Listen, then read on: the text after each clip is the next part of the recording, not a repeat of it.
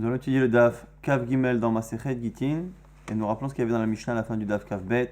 A kol ksherim lichtov et aget, tout le monde est kasher, est apte à écrire un get. Afilu cheresh shote vekatan, même un cheresh shote vekatan. Donc cheresh celui qui est sourd muet, shote celui qui est fou, qui a perdu la tête. Et katan c'est un mineur. Et isha kotevet et gita, et une femme peut écrire son get.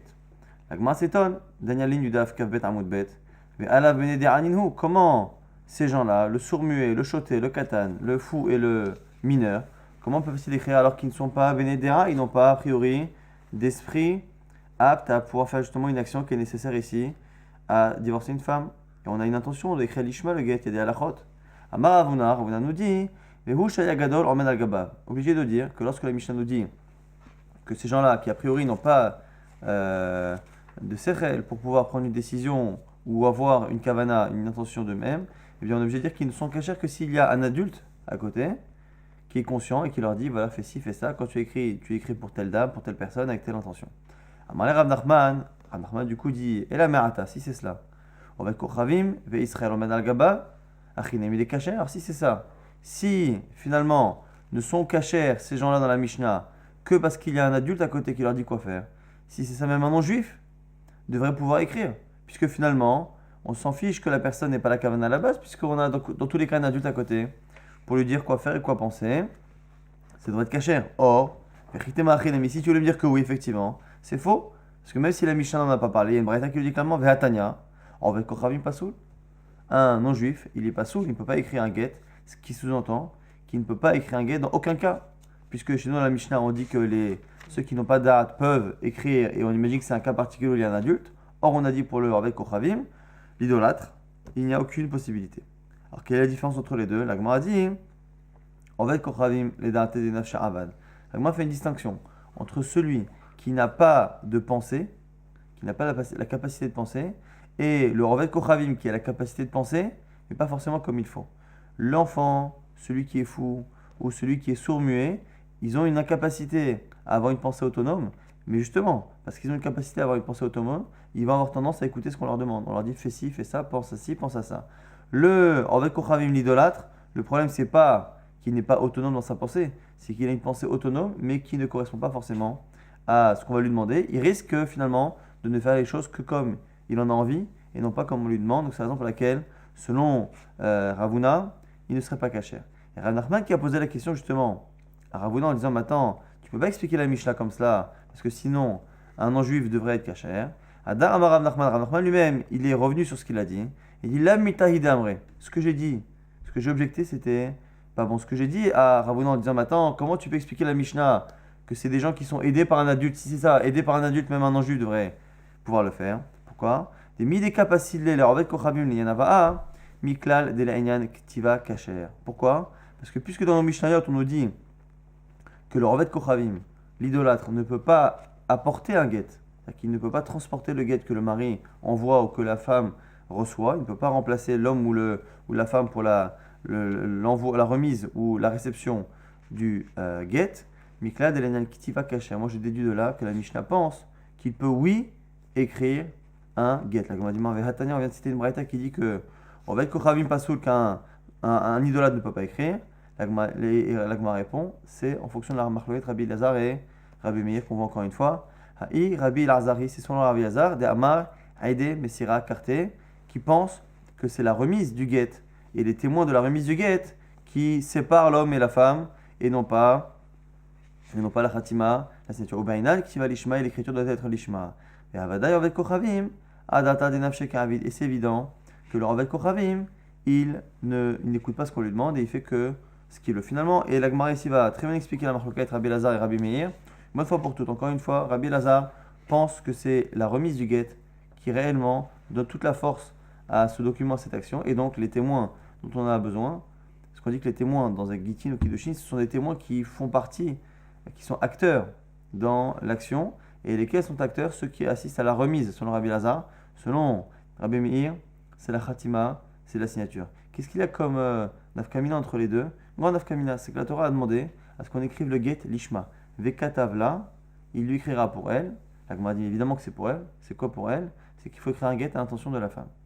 Selon Rabbi Lazar, sur le Rabbi Elazar, où l'essentiel du get est dans le fait de donner, lorsque la Torah dit Vekatav là, eh bien, on le lit au sens propre du terme, c'est-à-dire que l'écriture doit être écrite l'ishma. Quand elle lui dit moi un tel, je divorce un tel, ça doit être écrit l'ishma. Selon Rabbi Meir, où l'essentiel du get se fait dans la khatima, dans la signature, qui est une partie finalement de l'écriture. Lorsqu'on écrit un document, eh bien, il y a un début, il y a un milieu et à la fin, on fait des signatures. Selon Rabbi Meir, à chaque fois que la Torah donne des halachot sur la ktiva, sur l'écriture, pour lui, c'est l'avdavka, c'est pas réellement l'écriture, c'est la signature. Et donc, du coup, ici, on va avoir une grande différence. Ce que nous dit Sarah Nachman, c'est qu'il n'y a pas de raison de s'étonner que la Mishnah et la Braïta se contredisent. La Braïta dit qu'un non-juif ne peut pas écrire un get. Pourquoi? Parce que même si on est à côté et qu'on lui dit quoi faire, il ne nous écoute pas. Et c'est quoi le problème? C'est qu'on lui dit, tu sais, tu dois écrire le get de monsieur un tel pour madame un tel. Tu dois écrire l'ishma. Pourquoi est-ce que Rabbi Lazare pense que Vekatavla, c'est sur l'écriture du get et le non-juif ne va pas nous écouter. Par contre, la Mishnah, nous dira Nachman, la Mishnah, puisqu'elle elle dit que l'idolâtre n'est impropre que à envoyer le get ou à le recevoir à la place de la femme, mais pas à l'écrire, c'est parce qu'il pense comme Rabbi Meir. Rabbi Meir qui pense que l'essentiel du get c'est la signature. Et donc lorsque la Torah elle a dit Vekatavla, il faut l'écrire le get à l'intention de la femme, c'est non pas l'écriture mais la signature. Or l'idolâtre ne va pas signer, il va écrire le texte et ce seront des témoins juifs qui vont signer. Donc ici on a une marque très importante entre Rabbi Elazar et Rabbi Meir au sujet de quelle est l'importance dans le get, et du coup en fonction de cela, est-ce que la halachot de Vekatav, d'écriture, et entre autres le fait que ce soit à l'intention de la femme, est-ce que c'est sur la khatima, la signature, l'écriture? On va le voir tout de suite très bien dans les Mishnayot et Braithot qu'on va voir. Amar Rav Nachman, Omer Rabbi Meir disait Afilu metzao be'ashpa, même si on trouve un get dans une poubelle ou par terre, quelqu'un qui trouve un get qui a été écrit, donc monsieur un tel pour madame un tel, il a déjà été écrit, Khatamo, il le fait signer après, une tanola, il donne à sa femme cachée. Donc ici, typiquement, nous dit Rabbi Meir, même le khatrila, quelqu'un a trouvé donc un document dans lequel il dit monsieur un tel, c'est son homonyme, divorce madame un tel, l'homonyme de sa femme, il n'est pas signé le document, il le prend, il le ramasse, donc il n'a pas été écrit pour sa femme, il le signe, tant que la signature a été faite pour sa femme, c'est réglé. Donc m'a dit Tivé, Avaler Nachman, Rava Object, Vekatav là, c'est marqué dans la Torah que Vekatav, il faut écrire le get lishma. Lishma, Ma'ilav Tivata get, le sens propre de Vekatav, c'est l'écriture. Or ici, comme il trouve un document qui est déjà écrit, l'écriture n'a pas été faite pour sa femme, il m'a dit Lo Khatimat Aidim, ce qu'on a dit à 5 minutes, c'est-à-dire que Rabbi Meir dira que lorsque la Torah demande à ce qu'on écrive l'ishma, c'est pas l'écriture du texte, c'est les signatures. Et tu verras encore une fois, Ravak Object, Kol get shenichtav shelo leshem isha pasoul, tout get qui n'a pas été écrit pour une femme en particulier, il est pasoul. Eh bien pareil, avec cette Mishnah, dira à la Gemara, Ema shenichtam shelo leshem isha pasoul. Pareil là-bas, à chaque fois qu'on dira nirtav, la même interprétation que l'on a du verbe écrire dans la Torah, on l'a aussi sur les mots de la Mishnah. Lorsque la Torah dit Vekatav, Rabbi Meir comprendra Vechatam, il signera. Et lorsque la Mishnah dit pareil, ça n'a pas été écrit l'ishma, lui il comprendra signer l'ishma. Et tu viens encore une fois une objection. Keisheu kodvo, keilu kodvo, l'ishma. Lorsqu'il écrit une partie du get, Keisheu kodvo, une partie du get, keilu kodvo, c'est comme s'il avait écrit tout le get l'ishma. On m'a dit, Maïlav, Keisheu kodvo le toref l'ishma, keilu kodvo le tofes l'ishma. N'est-ce pas qu'ici ça fait allusion aux deux parties, on avait déjà expliqué. Dans un get, il y a deux parties. Il y a le toref, le plus important, le nom de l'homme, le nom de la femme, la ville, et l'essentiel de ce qu'il y a dans un get, c'est-à-dire que la personne autorise la femme à se remarier avec qui elle veut. Tout le reste est accessoire, ce qu'on appelle le tofes. Et donc la Gemara dit, tu vois bien qu'ici on parle d'écrire en partie l'ishma et d'écrire tout l'ishma. Et ça a l'air d'être quoi? Que celui qui écrit l'essentiel du get, le début, l'ishma, c'est comme s'il avait tout écrit l'ishma, même si la suite ne l'est pas. La Gemara dit pareil, non, l'okeshu chotmo l'ishma, keilu kodvo l'ishma. Là aussi il expliquera que les deux parties dont on parle au niveau de l'écriture, une c'est l'écriture des signatures, une fois c'est l'écriture du get. Encore une fois, Rabbi Meir, que ce soit dans la Mishnah, que ce soit dans la Braïta, ou que ce soit dans la Torah, n'a aucun problème à dire que les signatures rentrent dans l'explication du verbe lirtov, écrire. Lorsqu'on dit écrire un get, selon lui, c'est à la fois l'écriture du début, de la fin, et à la fois la signature qui rentre encore dans les kata. Veibaitema. Alors on a vu que toutes ces Mishnayot, Braithot, on pouvait les comprendre comme étant Rabbi Meir, mais il fallait encore une fois, à chaque fois interpréter katav, écrire comme étant signé. Mais quoi qu'il arrive, la Gemara dit tu peux comprendre toutes ces braïtot et ces mishnayot comme Rabbi Lazar, comme c'est Rabbi Lazar. La Ma'adé Miserakate, à la limite, c'est même l'explication la plus facile. C'est de dire que lorsque dans toutes ces mishnayot on parle d'écriture au sens propre. Donc encore une fois, entre Rabbi Meir et Rabbi Lazar, qui sont en marloquette sur quel est l'essentiel du get. Est-ce que l'essentiel du get c'est la signature ou l'écriture? Eh bien, ça nous crée une marloquette. Sur les halachot de l'écriture, et entre autres la halakha de l'ishma d'écrire le get à l'intention de la femme. Selon Rabbi Meir, où tout se passe dans la signature, c'est la signature qui doit être l'ishma, et le reste on s'en fiche. C'est pour ça que ça peut être écrit par un idolâtre. Mais par contre, selon Rabbi Lazar, comme les signatures n'ont rien de particulier, c'est à la limite la remise du get qui sera importante, eh bien du coup on relie les versets et les mishnayot qui disent qu'il faut écrire l'ishma au sens propre du thème, il faut écrire le get ishma, le texte doit être écrit l'ishma à l'intention de cette femme. L'ishma, c'est à son intention à elle, pour l'intention de cette femme. L'Eshem Isha, l'ishma, le nom de cette femme. Maintenant, la Gemara propose une autre explication de la Mishnah. Rabbi Yehuda Amar Shmuel, Vehu sheshiyer mekom atoref. Peut-être que lorsqu'on a dit que le katan, le mineur ou celui qui n'a pas toute sa tête, eh bien, peut écrire un get, c'est dans un cas où en fait, il n'a écrit que la partie accessoire. Il a laissé les premières lignes, qui sont le toref, donc la partie la plus importante, qui elle nécessite justement une intention d'écrire l'ishma à l'intention de cette femme. Eh bien, quand on dit que ces gens-là ne sont cachers, ils ne sont cachers que pour écrire la partie accessoire et pas la partie essentielle. Mais chen amarav, haga mishme d'Aroula, comme ça on a dit au nom d'Aroula, ve'u shishia mekom toref, ve'Rabbi Lazar. Et donc du coup on aurait laissé mekom toref. Et c'est finalement selon Rabbi Lazar cette Mishnah. Rabbi Zrika amar Rabbi Yochanan, Eina Torah. Et maintenant, on dit au nom de Rabbi Yochanan, c'est Rabbi Zrika qui dit au nom de Rabbi Yochanan, Eina Torah. Cette explication qu'on vient de donner, de dire que finalement, lorsque ces gens-là sont cachés pour écrire, ils ne peuvent écrire que la partie accessoire. Et la Mishnah, elle est selon Rabbi Elazar, la Gemara dit non, Eina Torah, c'est faux. Impossible d'expliquer ça. Pourquoi? Ma Eina Torah, pourquoi? Amar Rabbi Abba, Kan odiacha she'en koach lishma. Vers Rabbi Meiri, si tu lis bien la Mishnah, tu te rends compte que la Mishnah te dit clairement, en te disant de manière simple, que tous ces gens qui n'ont pas a priori d'esprit et qui n'ont pas de kavana, qui ne peuvent pas avoir une intention particulière, eh bien peuvent écrire un get. Tu vois bien ici clairement qu'on t'a fait comprendre qu'il n'y a pas de koach dans le lishma, vers Rabbi Meir hi, c'est-à-dire que c'est une manière de te dire clairement que l'écriture du get n'a pas besoin qu'elle soit lishma, et donc ce serait Rabbi Meir, Dama et Khatima Kate, qui pense que c'est la signature qui est la plus importante. La Gemara dit attends, tu dis son nom Rabbi Yochanan, et pourtant nous on a dit l'inverse en son nom. Veha Amar Rabba Bar Bachana Amar Rabbi Yochanan, c'est plus Rabbi Zrika, mais c'est un autre élève de Rabbi Yochanan, que la Mishnah c'est Rabbi Lazar. La Gemara dit Amoraïninu, c'est une marloquette dans les élèves, dans les Amoraïm, dans les élèves de Rabbi Yochanan, Valiba de Rabbi Yochanan au nom de Rabbi Yochanan. Donc du coup encore une fois on avait cette fameuse Mishnah qui nous disait que ceux qui étaient sans esprit, les enfants, les fous ou le sourd-muet étaient capables d'écrire un get. Alors on avait dit que c'était dans un cas où il y avait un adulte avec eux, et la Gemara avait dit du coup que s'il y a un adulte avec eux, il se peut même qu'un non-juif soit capable de le faire. Et en fait c'était lié à une marloquette. Est-ce que on pense encore une fois que c'est la signature ou c'est le don du get qui est essentiel? Si c'est la signature qui est essentielle dans le get, toute la lachot d'écriture se reporte sur la signature, et donc du coup l'écriture peut être écrite par n'importe qui. Et selon Rabbi Lazar, on n'a pas de nécessité de changer le sens des versets. Donc lorsque la Torah nous demande d'écrire à l'intention de la femme, il faut que ce soit écrit à l'intention de la femme, et donc du coup l'idolâtre ne peut pas écrire un get. Nouvelle Mishnah au sujet maintenant de la shlichut, le fait d'envoyer un get à la femme. À kol ksherim la viet à get. Tout le monde peut amener un get. Chutz, mecheresh, shoté, vekatan, vesuma, vervet, kochavim. Sauf les trois qui ont été cachés pour écrire, ceux qui n'ont pas de da'at, cheresh, shoté, vekatan. Donc c'est toujours les trois qu'on met ensemble qui ont le même statut dans beaucoup de halachot. Cheresh, le sourd-muet, shoté, le fou, et le katan, le mineur. Et on rajoute ici suma, l'aveugle, vervet, kochavim et l'idolâtre. Maintenant, kibel katan, ve'igdin, cheresh, menit pakach, suma, venit patach, Shoté, Nishlafa, avec Kochavim, Benit Gayer, Pasoul.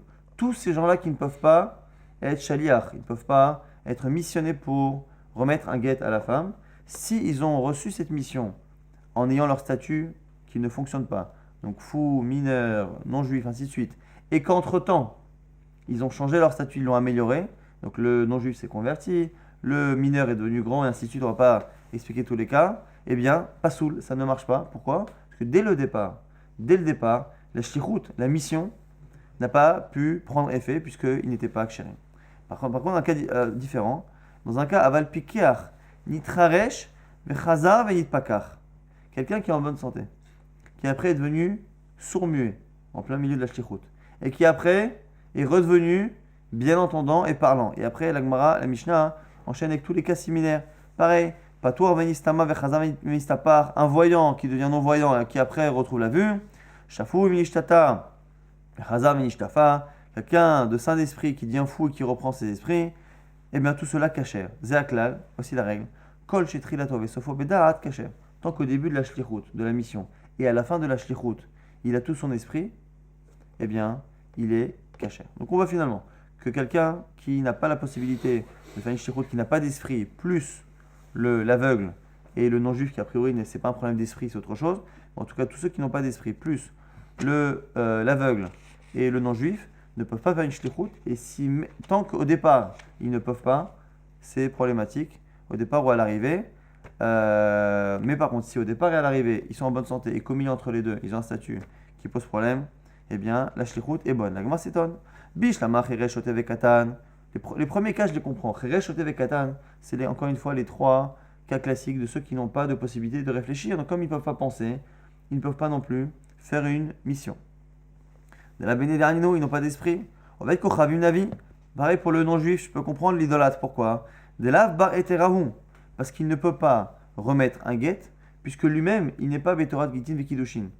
Pour pouvoir remettre, être missionné pour un get, il faut être soumis lui-même au halachot de mariage et de get. Or, lui, il ne peut pas faire un get pour autoriser sa femme, il ne peut pas utiliser ce moyen-là. Donc, du coup, il ne connaît pas, il ne peut pas être missionné pour cela. Et la Souma, l'aveugle, Amailo, pourquoi pas? Pourquoi un aveugle ne pourrait-il pas être missionné pour donner un get à une femme? Amar Rav Sheshet, Rav Sheshet nous dit, les fiches chez nous, Yoda Minotlo, ou le Minotno. Il dit pourquoi? Parce qu'il ne sait pas réellement qui lui donne et il ne sait pas à qui il remet. Donc la Gemara ici nous dit que la raison pour laquelle le Souma, l'aveugle, ne peut pas être missionné, c'est parce qu'il n'est pas certain de qui lui donne le get, il n'est pas certain de le remettre réellement à cette femme-là. La Gemara s'étonne. Elle dit Matkif la Rav Yosef. Alors, intéressant ici, on a une discussion entre Rav Sheshet et Rav Yosef, qui les deux ont fini leur vie en étant aveugles, et donc qui ont justement une connaissance dans ce domaine. Et Yar Souma Mutar Veishto. Il lui dit, Rav Yosef qui a fini sa vie aussi aveugle, il lui dit, mais dis-moi, comment un homme a le droit d'avoir une relation avec sa femme? Veyar Ben Adam Mutarim Binchotem Balayla. Et comment, dans le noir complet, un homme peut avoir une relation avec sa femme? Si ce n'est en vérifiant qu'elle est sa femme, sans la vue, quelqu'un d'aveugle ou quelqu'un dans le noir. Et là, Bitveut Aina Dekala, c'est par la reconnaissance de la voix. Achanami, Bitveut Aina Dekala. Ici, pareil, c'est la reconnaissance de la voix. La Gemara nous dit que il y a certaines choses qui sont très particulières, et entre autres, l'apparence, la voix. La voix, c'est quelque chose qui est très facile à déterminer. Lorsqu'on connaît quelqu'un, on reconnaît sa voix entre mille. Et donc, ici, on parlerait d'un aveugle qui connaîtrait à la fois le mari et à la fois la femme, de telle sorte à ce que dans son entourage, lorsqu'il entend la voix de monsieur Untel qui lui dit va donner à ma femme, il est certain, autant qu'un voyant, que c'est bien monsieur Untel qui lui a donné. Lorsqu'il voyage, qu'il arrive dans cette ville, il dit je vais donner la guette à madame Untel. Lorsqu'il entend la voix de madame Untel qu'il connaît depuis longtemps, il est certain, exactement comme un homme, un aveugle, qui peut avoir une intimité avec sa femme en étant certain que c'est elle. Et là, Rav Yosef, donc Rav Yosef n'est pas d'accord. Donc au lieu de donner cette raison-là, que le non-voyant ne reconnaît pas les gens à qui il a affaire, il propose autre chose. Ici, c'est parce qu'on parle d'un guet qui a été écrit en dehors d'Eretz Israël et qui arrive en Eretz Israël. C'est parce qu'on a dit, encore une fois, au début de la Masechet, au début du second chapitre, que lorsqu'un guet provient de l'étranger et arrive en Eretz Israël, il faut absolument que le témoin ait assisté à l'écriture et à la signature et qu'il puisse le dire. Or, ici, évidemment, que le non-voyant ne peut pas attester qu'il a assisté à l'écriture et à la signature. Et donc, c'est pour ça qu'il est... Parce que, du coup, ici, Rav Yosef a limité le Issour du Souma. Le Souma ne peut pas faire de shlichut que dans une shlichut de Chutz Laaretz dans laquelle il faut témoigner. Mais sinon, Stam, une shlichut entre deux villes d'Eretz Israël, il pourrait, selon Rav Yosef.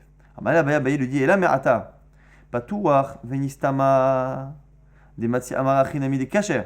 Si c'est ça, selon toi Rav Yosef, la raison pour laquelle un souma ne peut pas faire une shlichut de chutz laaretz, c'est parce qu'il ne peut pas dire qu'il a assisté à l'écriture et à la signature, qu'il a vérifié que c'était comme il faut. Donc selon toi, lorsque la personne a reçu la mission qu'elle était bienvoyante, qu'il part en chemin et que le en chemin il perd la vue, selon toi, il peut continuer sa mission. Parce que selon toi, il n'y a aucun problème du fait d'arriver là-bas et de ne pas voir la personne parce que dans tous les cas il reconnaît à la voix. Et l'essentiel selon toi, c'est qu'il ait pu voir à l'origine l'écriture du guet. Donc selon toi, ça devrait marcher. Or, tu vois bien que dans la Mishnah, on n'a pas dit ça. La Mishnah dit quoi? Patouar venistama vechaza venistapar kacher. Dans quel cas on a dit que c'est kacher? Lorsque la personne voyait bien, est devenue non-voyante, et après a retrouvé la vue. La Mishnah nous dit que c'est quoi le cas où on a un aveugle qui a pu faire sa mission? C'est lorsqu'au départ il était bien voyant, et qu'à la fin il était voyant. Mais selon toi, il suffit qu'il le soit au début. Si au début il est voyant, il a vu l'écriture et la signature, après, même s'il reste aveugle jusqu'à la fin de ses jours, ça ne pose pas de problème, parce que selon toi, l'essentiel du problème pour un non-voyant, c'est le moment de l'écriture. Tu vois bien que dans la Mishnah, ça a l'air d'être autorisé le non-voyant que s'il retrouve la vue à la fin, au début et à la fin. La Gemara dit non, faut pas tellement faire attention à cette partie de la Mishnah. Pourquoi? Parce qu'en fait, on a dit cette formule-là que parce que tous les autres, ça fonctionne comme ça. C'est quoi tous les autres? Un type qui a son esprit, qui perd la tête et qui le retrouve. Quelqu'un qui... on a tous les cas, tous les psulim habituels, il faut absolument qu'il les retrouve. Et donc, comme dans tous les autres psulim, on a besoin qu'il soit caché au début et caché à la fin. Pareil pour celui qui est sourd et muet. Il entend bien et il parle. Il devient sourd et muet, il a besoin de retrouver la parole et l'ouïe pour reprendre son statut de départ. Et donc, c'est pour ça que pour l'aveugle, on a dit la même chose. Mais dans l'absolu, c'est le seul cas où à la limite, on n'a pas besoin qu'il y revienne. Ouadin de Avagav de l'Ochazav Nistapar. En fait, on n'a pas besoin réellement qu'il retrouve la vue. Mais des katané, c'est parce qu'on a enseigné les autres cas. Shafouy Venishtata, Chazav Venishtafa. On a dit que celui qui était saint d'esprit, qui devenait fou ou qui reprenait ses esprits, Tamad Chazav Venishtafa, là-bas on est obligé de dire qu'il reprend ses esprits. Abal, lo Chazav Venishtafa, aussi non. T'as la limite du qu'on a enseigné pour que la Mishnah soit homogène. Patouar Venistama, Chazav Venistapar. On a dit pareil pour l'aveugle. Il voit bien, il perd la vue et retrouve la vue. Mais réellement, on n'en a pas besoin. Maravashi Ravashi dit la preuve que c'est ça. C'est regarde l'Académie des Katan, regarde la fin de la Mishnah. Zéaklal, une fois qu'on a cité les cas, on dit Zéaklal, voici la règle. Que vient nous apprendre la règle finalement? Kol shetrilato vesofo bedaat, kacher. Tout celui qui commence et qui termine sa shlichut, sa mission, avec tout son esprit, eh bien il est kacher. Et le problème c'est que ici, on n'aurait pas dû dire avec son esprit. Et l'okatane kol shetrilato vesofo bekashrut kacher. On aurait dû dire tout celui qui commence sa mission et qui la termine en étant kacher. C'est quoi en étant caché? C'est qu'il respecte les conditions de cacheroute. Or, ici on a parlé de da'at, celui qui a toute sa tête. Mais dans la liste, il y a des gens qui ne sont pas cachés parce qu'ils n'ont pas toute leur tête, comme le fou, comme le sourd-muet, comme l'enfant, et ainsi de suite. Et après, on a celui qui est aveugle, qui, quoi qu'il arrive, on ne dira jamais que celui qui est aveugle n'a pas toute sa tête. Donc pourquoi on a dit à la fin cette règle-là, en parlant que de celui qui doit avoir toute sa tête au début et à la fin? C'est pour dire que qui a besoin d'être caché au début et à la fin?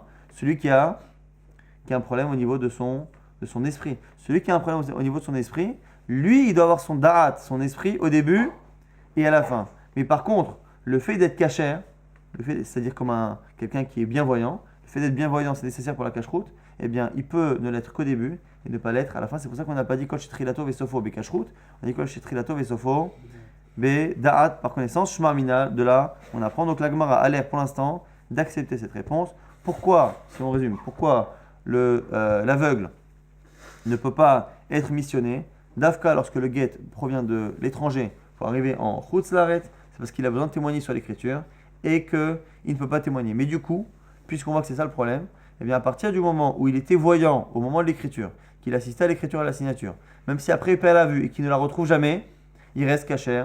C'est comme ça que la Gemara a l'air d'accepter la réponse de Rav Yosef. Baromine, mais Rabbi Ami maintenant pose la question à Rabbi Ami. Ayved ma'ush et aseh shliach le kabel get isha miyad ba'ala. Est-ce que finalement un Ayved peut être mekabel, peut recevoir le get à la place de la femme. Amar lehu, la Gemara répond, mi des kapasile les rovet kochavim, mikla de avec kacher. Le fait que la Mishnah nous ait dit qu'un non-juif ne peut pas recevoir un guet et qu'on n'ait pas parlé d'un Eved qui a un statut un peu intermédiaire, le Eved qui à la base est non-juif, mais qui est déjà dans un processus qui va l'entraîner lorsqu'il sera libéré à être juif et qui déjà, qui a déjà un pied, on va dire, ou un demi-pied, on va dire, dans le judaïsme.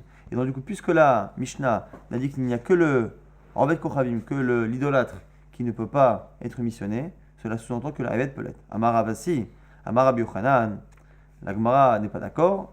On a Rabbi Yochanan, En Aven Aseh Shlach Lekabel Get Leisha Miad Ba'ala, les fiches Shenom Betorat Gitin Vekidushin. Lui dit non. La même raison qu'on a donné tout à l'heure, puisque un Eved n'est pas soumis aux règles de Get et de Kiddushin, au niveau de la Torah, eh bien, il ne peut pas recevoir le Get à la place de la femme, puisqu'il n'est pas concerné par sa halachot. Là, elle est sur un object. Mat Kifla Rabbi Elazar, Ta'ama Bemilta, Deleteha Bemilta Deite, Kacher. La Gemara, dis-moi, tu es en train de dire que le Eved, il n'est pas Kacher pour le Get et Kiddushin. Pourquoi? Parce que ça ne le concerne pas. Ce qui sous-entend que par contre, pour n'importe quel autre shlichut, n'importe quelle autre mission pour laquelle il est concerné, il pourrait être missionné. Elle m'a dit non, regarde.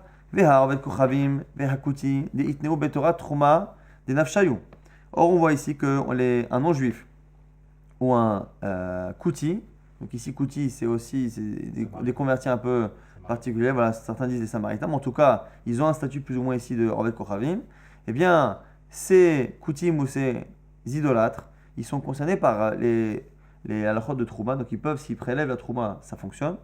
Ditnan, Orvet Kochavim va kouti chez Tarmou, Michelahem Troumatan Trouma, c'est une Mishnah qui dit clairement qu'un non-juif ou un kouti qui prélève la Trouma de son champ, eh bien, c'est Trouma.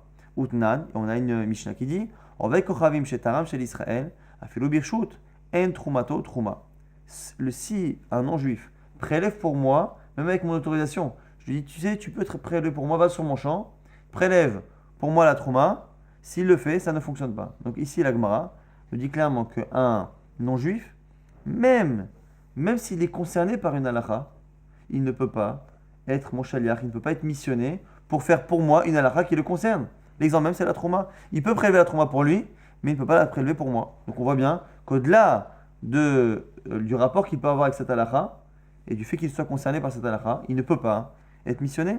Maïtama, quelle est la raison? La Mishum Yirtiv, Gamatem, Terumat Hashem, c'est marqué dans la Torah.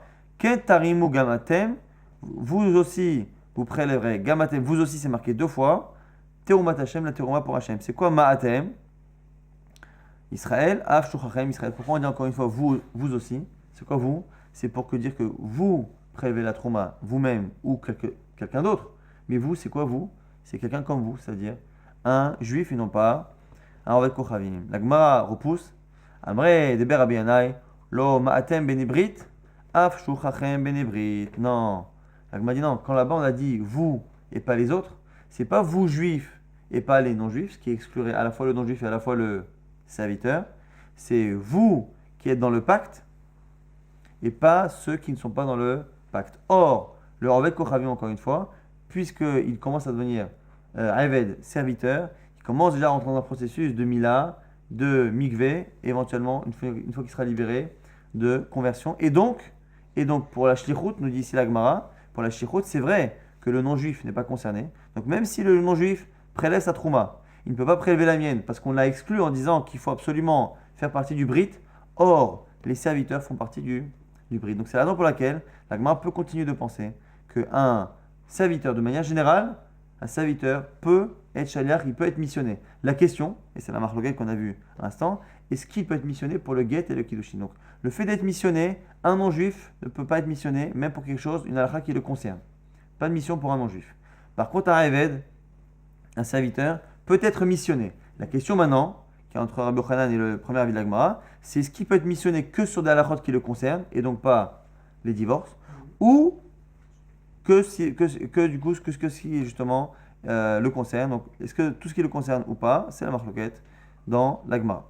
Amar Rabbi Chia, Baraba, Amar Rabbi Yochanan, non Rabbi Yochanan, En Aven Aseh Shlach Lekabel Gatisha Miad Barla, qui dit que, encore une fois, il ne peut pas recevoir le get pour la femme. Les ficheno betorat gitin vekidoshin, la même raison qu'on a dit au-dessus, au nom de Rabbi Yochanan. Tout à l'heure c'était Rabbi Assi qui citait Rabbi Yochanan. Ici c'est Rabbi Chia bar Abba. Rabbi Yochanan avait beaucoup d'élèves qui transmettaient ses enseignements, donc il est très fréquent que l'on cite plusieurs enseignements, parfois même contradictoires, de Rabbi Yochanan au nom de plusieurs élèves. En tout cas, la même idée encore une fois ici, il ne peut pas, non pas parce qu'il ne peut pas échaliar, mais parce qu'il ne peut échaliar que dans une halakha qui le concerne.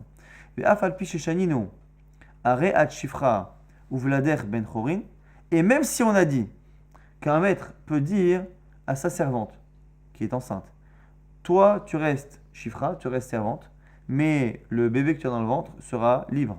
Ben chorin, imaita obera zartalo. Si elle est déjà enceinte, et donc que le bébé est déjà physiquement existant, eh bien zartalo, elle peut accepter la libération de son fils. Donc on a ici la même halakha qu'on a dit tout à l'heure, que le serviteur ne peut pas, selon Rabbi Yochanan, recevoir le guet à la place de la femme parce qu'il n'est pas concerné par sa halachot.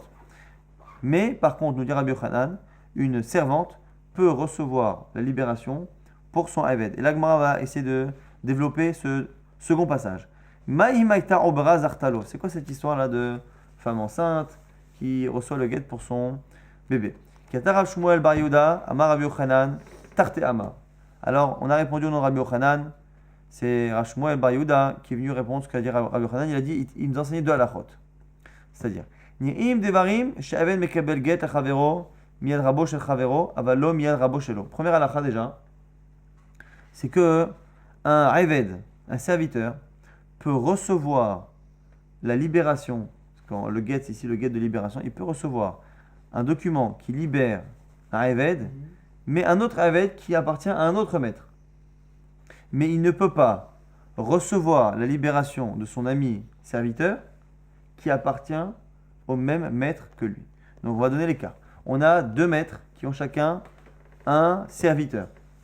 Si un maître veut libérer son serviteur par l'intermédiaire de l'autre serviteur, c'est possible.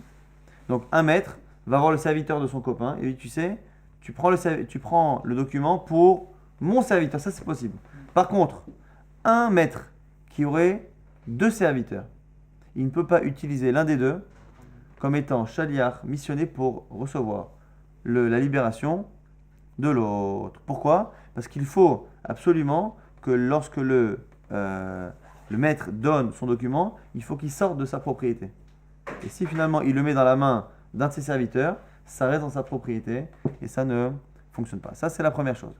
Ve'im lechoshcha adam lomar zo alacha shnuya imaita obera zartalo. Et du coup, ça qu'a voulu dire finalement Rabbi Yochanan, c'est que si tu t'étonnes de cette halakha à cause de ce qu'on a dit au sujet justement de la femme enceinte, c'est-à-dire que la femme, elle est la servante de son maître. Le bébé qui est dans son ventre, lui aussi, il est serviteur ou futur serviteur de son maître. Or, on voit que les deux donc, appartiennent au même maître et qu'elle peut recevoir finalement la libération pour son fœtus. Donc, du coup, elle est shliach, elle est missionnée pour un autre serviteur de son maître. Et donc, normalement, ça ne devrait pas marcher. Si tu me dis, on a enseigné Maïta Obera Zartalo que si elle est enceinte, ça marche. Shneek Dola et Morlo, regarde, répond. Shneek Doleador, il y a deux grands chachamim qui ont répondu. Puis Shouetador qui ont expliqué la chose. Rabbi Zera et Rabbi Shmuel bar Yisrak, qui sont Rabbi Zera et Rabbi Shmuel bar Yisrak. Hadamar Hamani Rabbihi. De Amar Ameshaher Hatsia Avdo Kana. Un, il a dit que c'est parce que cet enseignement-là, c'est Rabbi, qui dit que Ameshaher Hatsia Avdo Kana, que celui qui libère la moitié de son Aved Kana.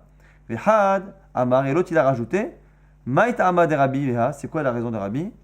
Kassavar Oba Yerech Imo, il pense que le fœtus n'est qu'une partie du corps de la mère, de manière générale. Et donc du coup, Venaase Kimish Iknala Echad Mevaria, c'est comme s'il avait fait acquérir une partie de ses membres. C'est une discussion dans la Gemara à plusieurs reprises. Est-ce que le fœtus n'est qu'un membre finalement de la mère tant qu'il n'est pas sorti et qu'il n'a pas un statut de Neshama d'âme à part entière?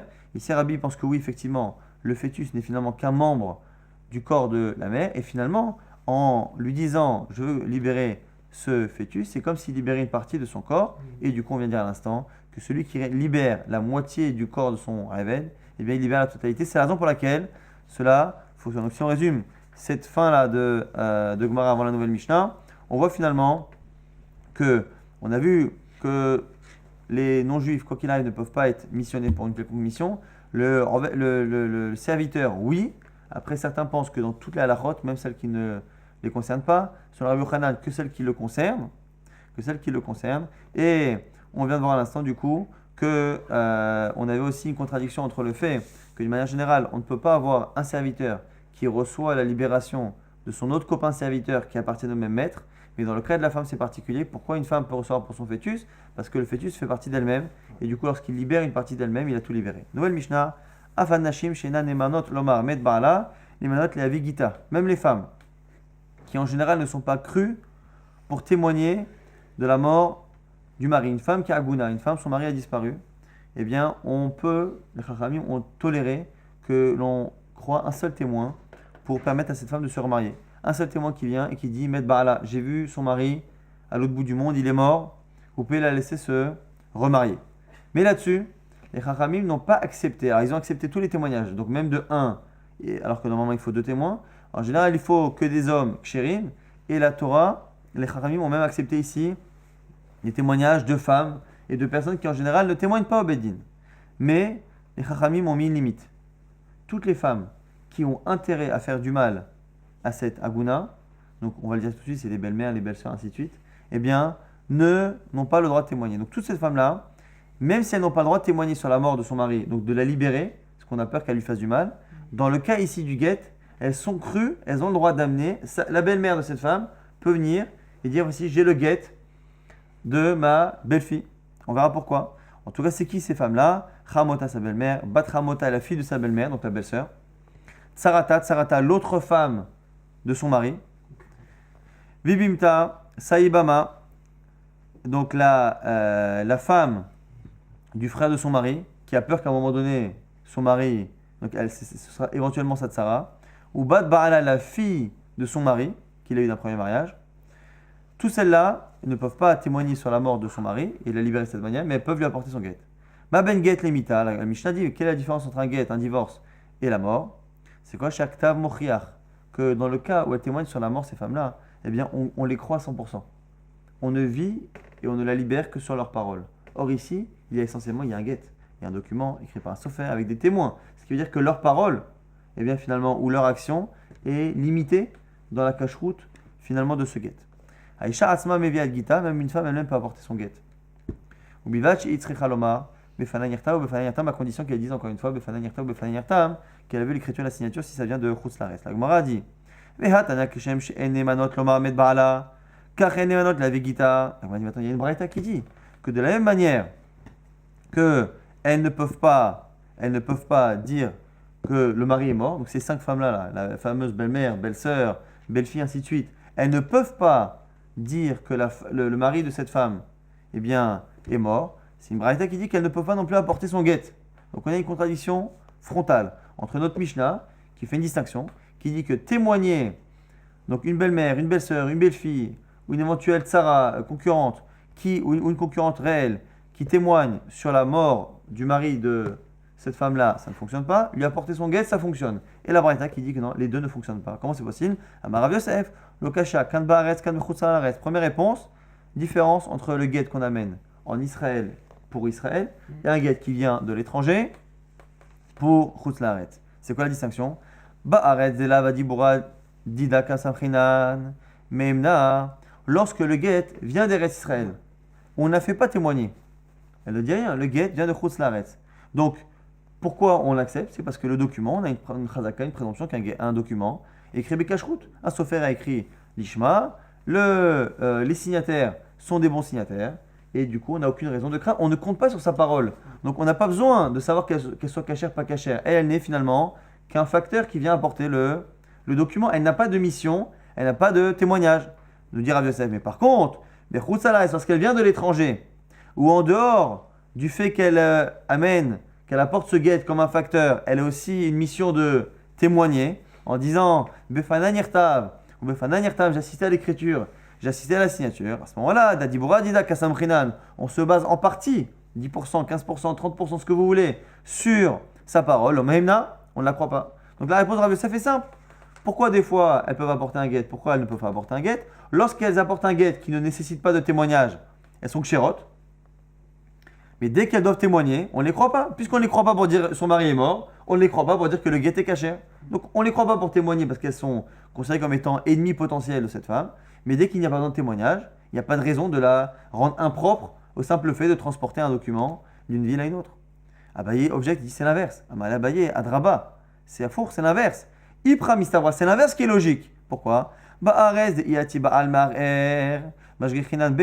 Des kalimama lekil kula kamikavna. C'est quoi la crainte que l'on a? C'est que ces femmes-là, belle-mère, belle-sœur, belle-fille, aient envie de faire du mal à cette femme à cause d'éventuelles frictions présentes ou passées. Et du coup, finalement, lorsqu'on amène un guet qui est en Eretz Israël et qui est un faux guet, eh bien, on peut faire plus de mal à cette femme. Pourquoi? Parce que si on amène le guet en Eretz Israël, on ne demande pas à la personne de témoigner. Comme on ne demande pas à la personne de témoigner, eh bien, le mari peut revenir et remettre en cause ce guet. Donc finalement, un guet qui est en Eretz Israël peut finalement être mis en cause par le mari. Il dit, attendez, vous avez amené un guet de ma part d'une ville à une autre en Eretz Israël et vous ne m'avez pas demandé si je l'ai écrit et vous n'avez pas vérifié si c'est l'ishma. Je reviens et je viens contester cela.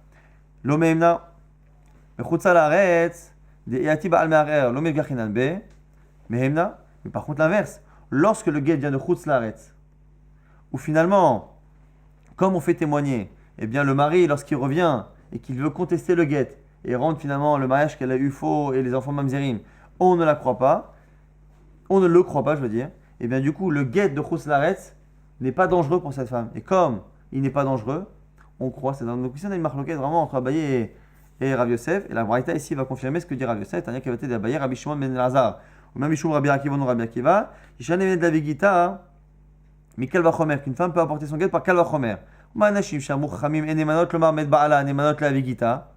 Si déjà les femmes qui en général ne peuvent pas témoigner sur la mort de son mari, donc les belles-mères, belles-sœurs, belles-filles, concurrentes, peuvent témoigner sur le guet, donc de l'ishma, alors elle, qui peut en plus dire que son mari est mort, a fortiori qu'elle pourrait témoigner, la Braïta, au nom de Rabbi Akiva, dit clairement comme Abaye qu'à la limite, si on devait faire une distinction, ce serait plus pour autoriser le guet qui vient de Chutz Laaretz, puisque finalement, le guet de Chutz Laaretz, puisqu'on demande un témoignage à la base, on a dit c'est une manière finalement d'être mécaïm, de confirmer les signatures à l'avance, et finalement de le sécuriser. Et donc le guet qui vient de Chutz Laaretz est plus sécurisé que celui qui vient d'Eretz Israël. Et donc, elle ne peut pas lui faire de mal.